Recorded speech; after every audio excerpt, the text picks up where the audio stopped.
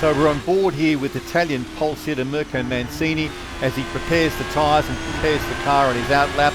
Approaching the final two corners on the outlap, Vale and Club. He's been gentle on the tyres, he's been patient here to get the lap underway, but gradually winding it up now in fourth as he exits the apex of Club, and flat out, look at the amount of real estate he's using here through Abbey and Farm, but a beautiful line, avoiding any tyre scrub. Brave on the brakes and careful and precise with the downshift into second as he rotates the car through Village and now into the loop. Big steering lock there in the loop, but he's getting the car pointed in the right direction and full noise, heading down Wellington Straight and looking to spot his braking point and entry into Brooklands. Patience on the downshift there, massive amounts of apex in Brooklands, and we're looking here at Luffield. He comes out and what we call V's the corner. He's turned that corner more into a V shape, which has given him a point earlier in the racetrack to get the car pointed where he wants it to be going and getting the power down. Big ambition into Copse here, very high speed corner, 270 kph there at the apex. That is quick. Lining it up beautifully into Maggots Beckett's here, keeping the track as straight as possible. Brave and big apex there into Beckett's. Oversteer moment corrected beautifully. Aero kicking in there as he now he's run down the hanger straight, and again spotting the braking marker to Stowe. Final high speed corner on the circuit. Brave with the apex there, fairly early apex and using all the track on the exit. And now the last two corners to close it out. Vale, big braking zone. Club, progressively winding on the gears, winding on the steering as the aero kicks in and the car accelerates. And a lovely exit once again using all the track. And that lap time would have put him P4 in Division 3, 1:29.258. So let's have a little look at the qualifying results from Silverstone here today. Of course, Mirko Mancini on pole, Sean Jones in second place, Giannis Lianos in third, Diogo Moscato fourth, Chris Gitzov fifth, Dylan Hember sixth, Casper Nizio in seventh, Michael Teichmann surprised himself with eighth, Tian Lua in ninth, Thomas Garcia 10th. The rest of the names you can see as you look down there, but I'm going to tell you a couple of interesting facts, and that is that the top 10 drivers were separated by 2/3 of a second, 0.667, and the top 7 would have qualified within the top 10 in Division 3. So that's to say that if the top 7 all did the same lap time in the division above, they'd have all been in the top 10 in that division, and pole would have qualified in 4th place in Division 4. So there were some pretty outstanding results there on the grid. This is the rest of the grid here in qualifying. We had 30 drivers competing today, and one of the things with AMA, which is what it's meant to be, is we have a big variation in pace, a lot of new drivers to the sim, a lot of new esports drivers in the grid. So they're having a good time and finding out how it all works. But at the top of the field, in the top 10, especially in the top 7, we've got some pretty quick guys, which is a nice thing to see. And what's clearly demonstrated by the first page of this qualifying results is there is a massive overlap between Division 4 and Division 3. In fact, if all of the top 10 were racing in Division 3 here at Silverstone, they would have all qualified in the front half of the grid. So there is an incredibly big overlap between Division 3 and Division 4.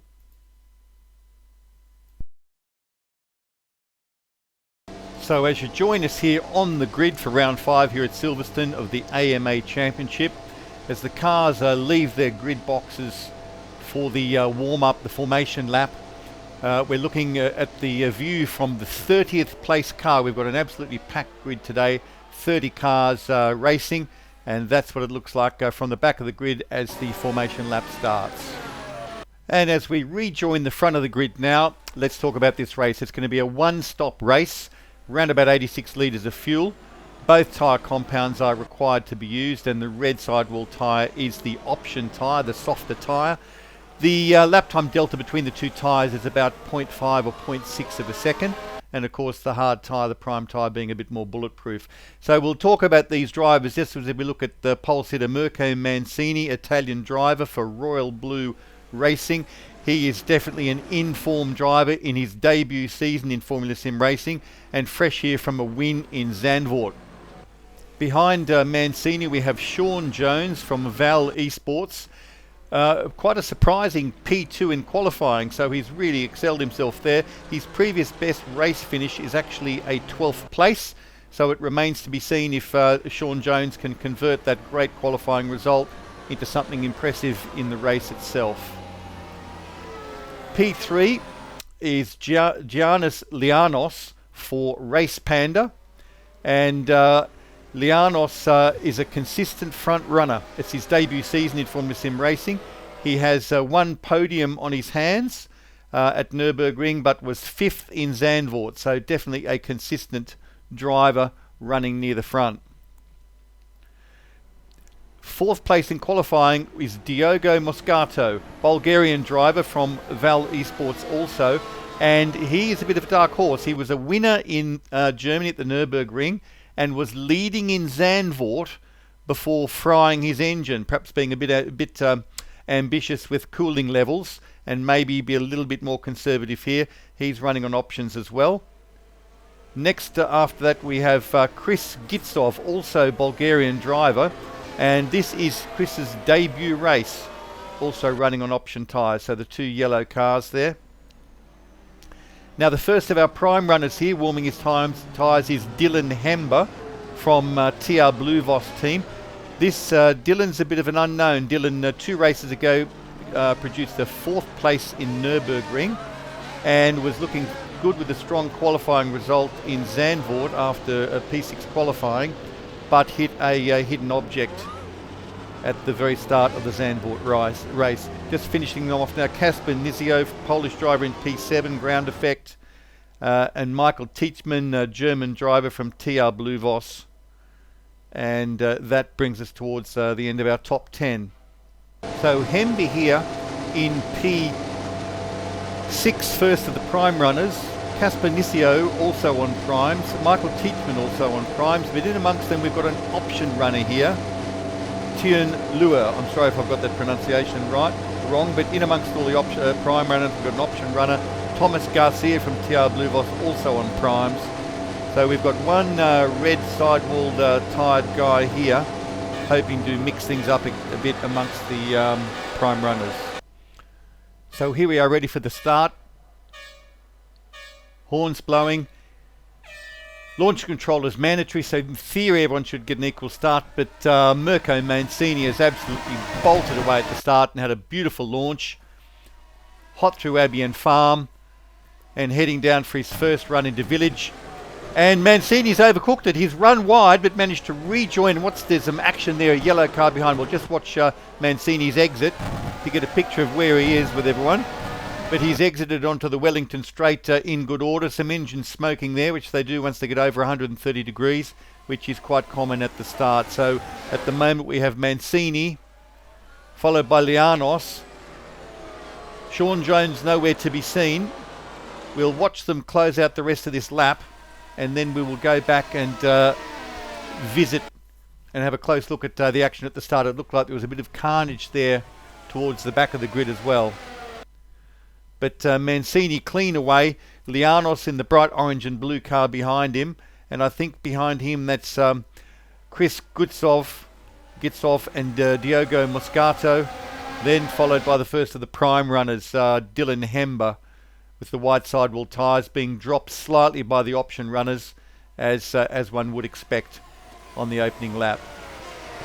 So Mirko Mancini's plan working out perfectly at this early stage as the drivers complete lap 1. So let's go back and see what some of that action was at the beginning of the race. So we're back here at the start. We're riding on board with Diogo Moscato to see what happened to Sean Jones ahead of him in the yellow car.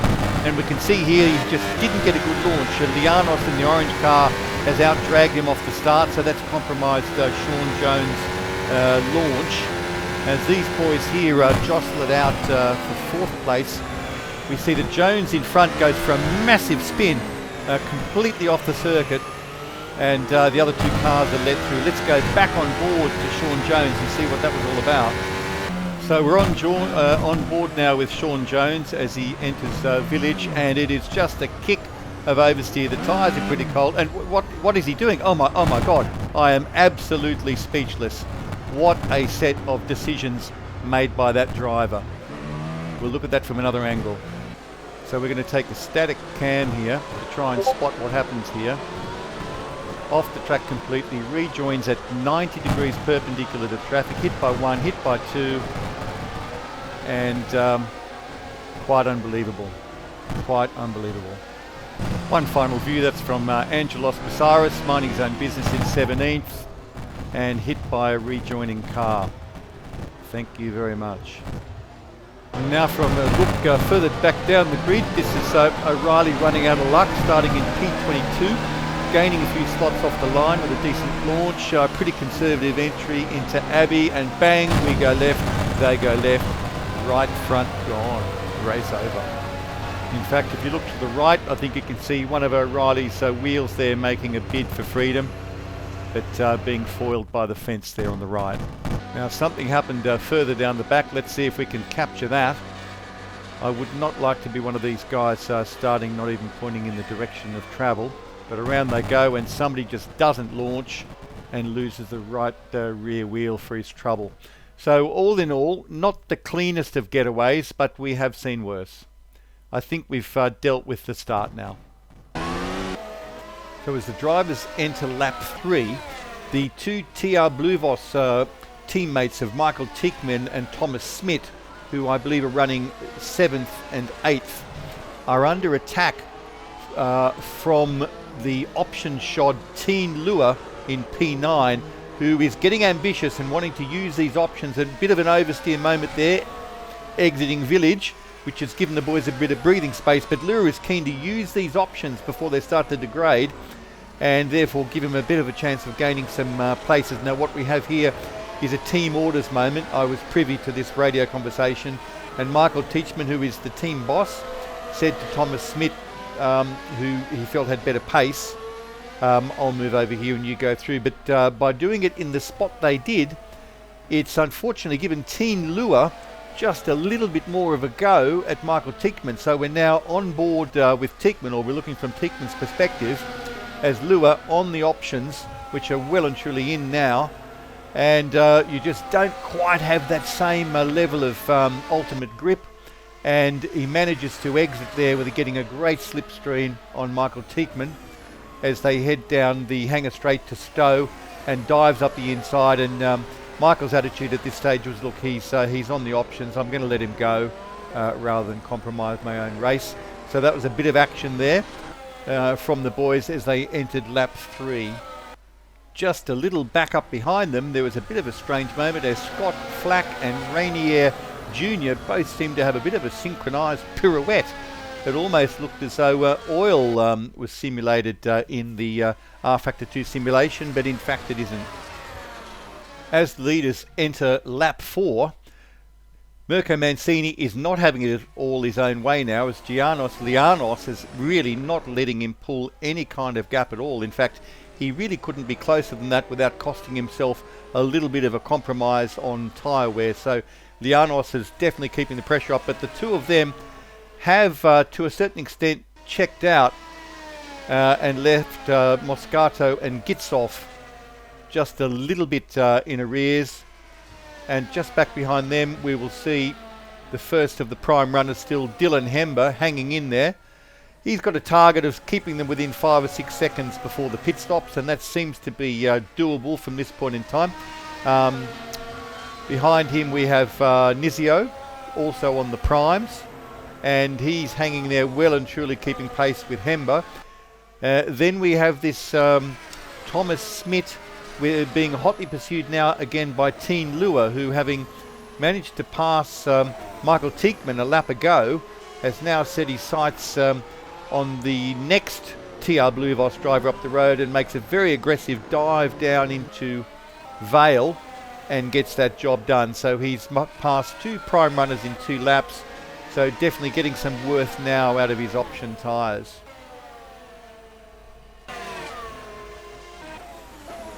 So lap 5 now is the two teammates of Moscato and Gitzov enter Brooklands, and Gitzov has absolutely thrown it wide there. It just looked like he came in too hot, and he's gone there from position 4 to 5 to 6 to 7th to 8th. Shown a lot more judgment than we saw from another similar coloured car on the opening lap, and at least waited till there was a bit of a gap there. But that has now promoted the first of the prime runners, Dylan Hember, up into 4th place.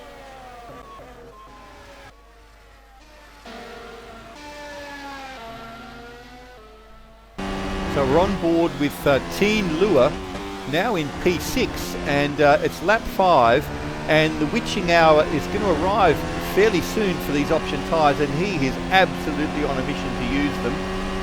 Casper Nisio ahead there on the prime tyre, and Lua really wants to make a go on the outside of Stode. Both drivers racing very respectfully, and this is not over yet as Lua dives down the inside with a really strong braking manoeuvre, and yet Nisio manages to continue fighting, and in fact it is only just over as they enter pit straight. So that was a lovely overtaking move. We might have a look at that from another angle. So Lua commences to open up the opportunity here through the Maggots-Beckett's complex, where tyre grip is absolutely everything, well, a bit of aero as well, but manages to stick very, very close despite the dirty air. So that is good driving. Gets a slingshot through that massive hole in the air that Nisio's car is punching ahead for him, and then goes around the outside knowing he's got better grip, knowing he's got better tyres, and manages to hold some overlap and therefore entitle himself to some racing room. The two go side by side through Vale and Club. Beautiful bit of driving. He is forced ever so slightly wide there, but the inside wheels were still on the curb. So according to the rules we race under with Formula Sim Racing, that is part of the track. So that is a completely legal overtake. So that is well done, that man. Teen Lua has passed 3 cars in 3 laps and now finds himself in position 6. That is a good bit of driving, and he has now certainly used some of the potential that his option tyres offered him in this early stint.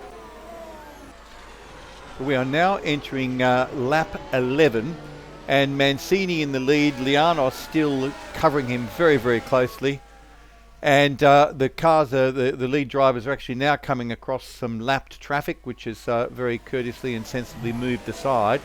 So looking back behind them there, we have Mirko Mancini in the lead. Just with him there is Giannis Lianos.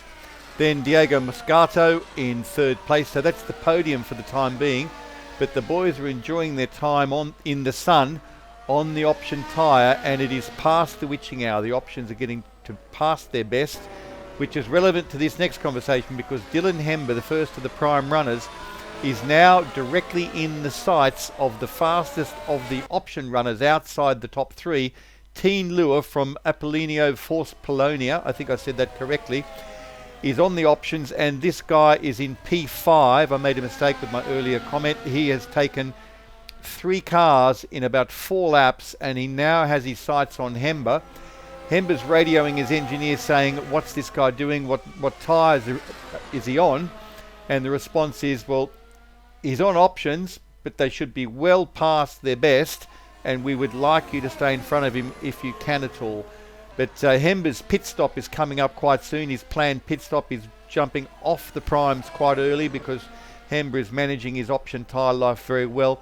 So Hember pulls away from that battle to pit for fuel and primes for the run home, and being him and Casper Nisio are the 2 prime runners who have joined the pits at the same time together. So we will watch them exit the pits and see what order they leave in. Hember should manage to stay ahead of Nisio, who has stayed pretty much with him for the whole race, and yes, he does. He exits in good shape.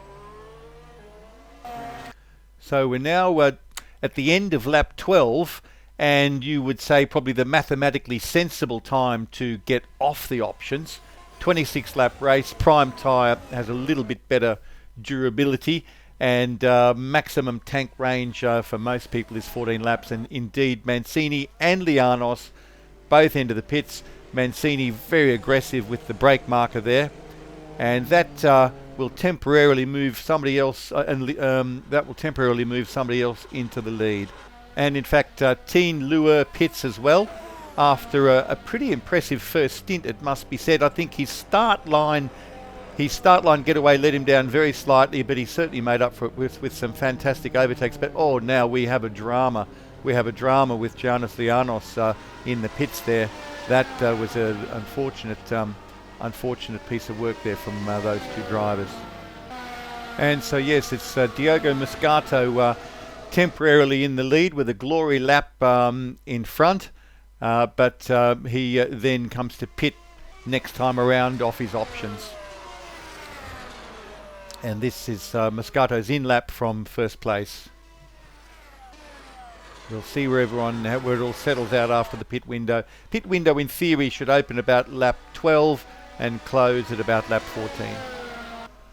And that's Mancini passing pit lane, fairly busy pit lane on his primes. The primes are no doubt fully in now.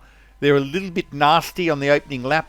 They just don't have the grip. There are no tyre warmers in this series, so they go on the car at atmospheric temperature, which is always 29 degrees here. And it does take a bit of friction to get them in, and you have got to be a little bit careful on the opening lap and a half or 2 laps, which can make it interesting on your outlap. If you've got a bit of pressure on your outlap from somebody else whose tyres are warm and yours aren't, it can be pretty tense on the prime. But Mancini has executed that strategy beautifully. He is now back in the lead, and I fear that Lianos would have suffered somewhat from that pit stop. Let's have a look where he is now. And yes, it's actually Michael Tieckmann momentarily in second place. He's a prime runner, so hasn't yet pitted now. So he's running to what's probably the logical pit window for a prime runner of about lap 14, and then have a beautiful run home on the options. And behind him we have Giannis Lianos, who fortunately it seems to have overcome his travails in pit lane and has resumed in third place, but it's realistically second place once all the pit stops have opened out. And that no doubt is Moscato there running in P4 or a net P3 on the road now on his prime stint. We go back one more and we see Dylan Hember, who is out now and ready to rumble on his option tyre. So just to remind you, Moscato ran option prime, Hember ran prime option. So this is now the money shot for Dylan Hember. He's exited the pits on his options. He had a slightly quicker pit stop than Diogo Moscato, and he has option tyres now. He's got about a 6.5 second gap to pull in and about 10 seconds to do it in. So it's head down and action now for Dylan Hember of Great Britain. Now as we watch Michael Tieckmann from TR Blue Voss exit the pits, the last of the prime runners to pit to options, and we'll see where he slots in, and he slots in just ahead of P10, which is Liam Howard from HM Engineering. So we might take this opportunity to run through the top 10 now that all the pit stops have netted out. So Liam Howard in 10th place, just ahead of him Michael Tieckmann. Both these guys on options. Howard's tyres already up to temp, and Tieckmann trying to bring his in. They come in quite quickly, the options, unlike the primes, which are just a bit nasty for a lap or so. Then ahead of Michael Tieckmann, we've got Tien Lua, and he's the driver who was so effective on his options stint. The first half of this race, managing quite a few passes, quite a few impressive passes. Now he's got to get these primes working. And just ahead of him, we have Thomas Garcia, also from TR Blue Voss. And Thomas Garcia came second by a whisker last time out in Zandvoort, where Mirko Mancini was the victor. Moscato's engine blew, Mancini inherited second place, and this driver here, Thomas Garcia, put on a massive assault on him to try to catch him for the win. Managed to get very close, managed to get second place. So he's now on the options, and having been attacked quite resolutely by Lua in the first stint, he's now got a chance to drive away on those option tyres. Now also, I'm just flashing back now to Tieckmann. You'll remember early in the first stint, at lap 4, Tieckmann made a tactical decision to not fight Lua and rather just let him through without too much of an argument to see how it all ended up. So it's going to be very interesting to see whether Tieckmann in 9th can catch up to Tian Lua in 8th. So next driver up the road is Garcia, we've just spoken about. 6th place, Casper Nisio, who was pretty much lined up with Dylan Hember in that first prime stint and was running nose to tail with him, but didn't do quite so well through the pit stop cycle. In 5th place here we have another TR Bluvos driver, Thomas Smith, on the options and pushing pretty hard.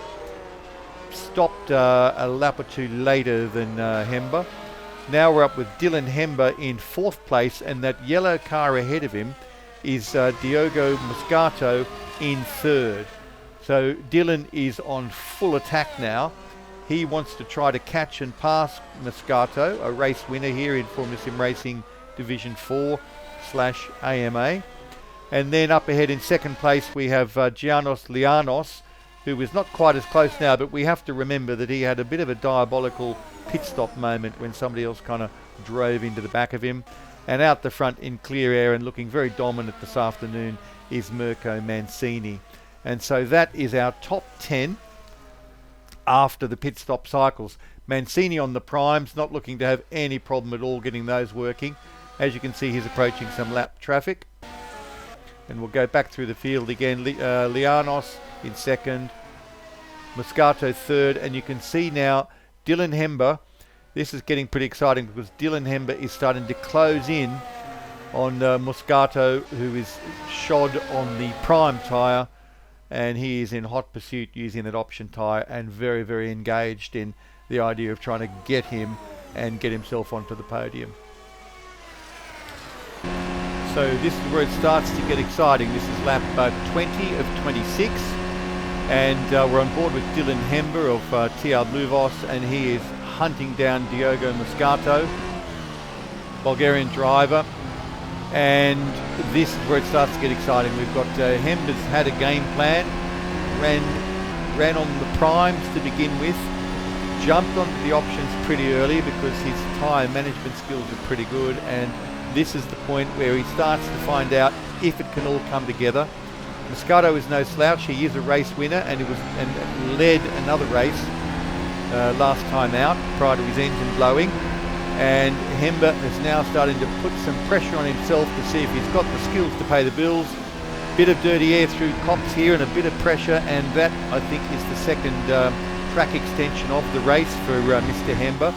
But he has got to put all this together and work out where he can find a place to attack Moscato on the prime tyre. And the attack is starting to unfold.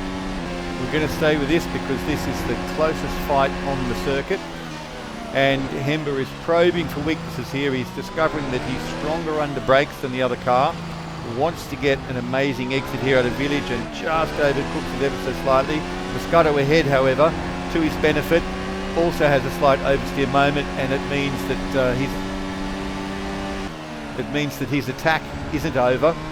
Now at this point in time, his engineer is on the radio telling him how many laps he's got to go, what the difference is in pace, and suggesting to him that the place where Moscato is most vulnerable, to see Hember moving right there, his car is actually blowing smoke and running a bit hot, and that is another track extension, so he's got to be very, very careful now. That was the second or third one of the race, so he doesn't have any more in his pocket. And Moscato has actually got a pretty tidy exit this time out of Maggots, Beckett's and Chapel onto Hanger Straight, and Hember next time round has got to try to make this work. Brooklands lap 23. Hember putting the pressure on Moscato. Moscato certainly feeling it and starting to drive some fairly creative defensive lines here, we will see, as he enters the Cops. Hember can't afford a track extension. He's got to keep it within the white lines, but wants to keep the pressure on.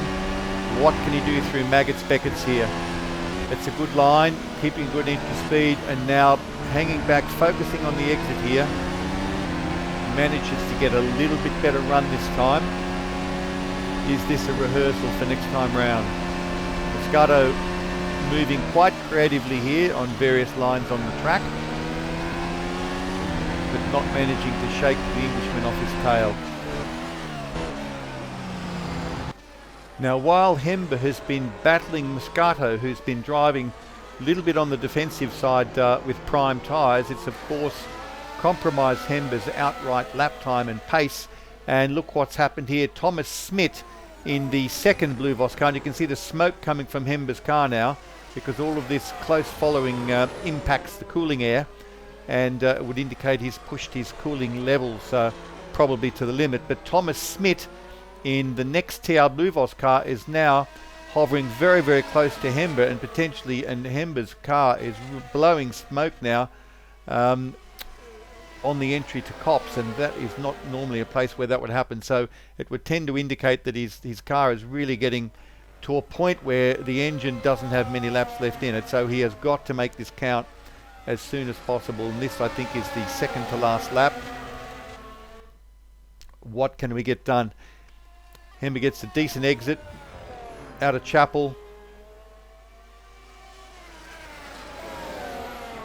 Harries Moscato into Stowe, but Moscato manages to still hold him off.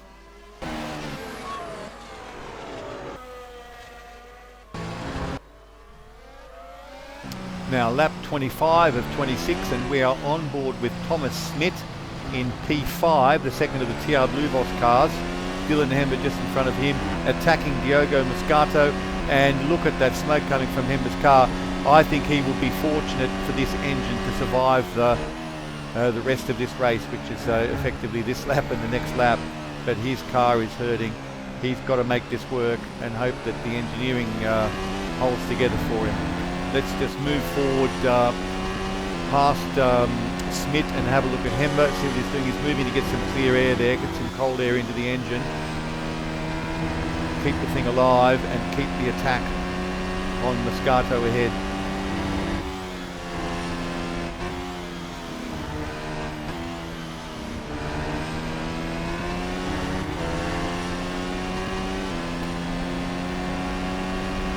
And we've got a good chance of an overtake here, attacking using the slipstream down the outside.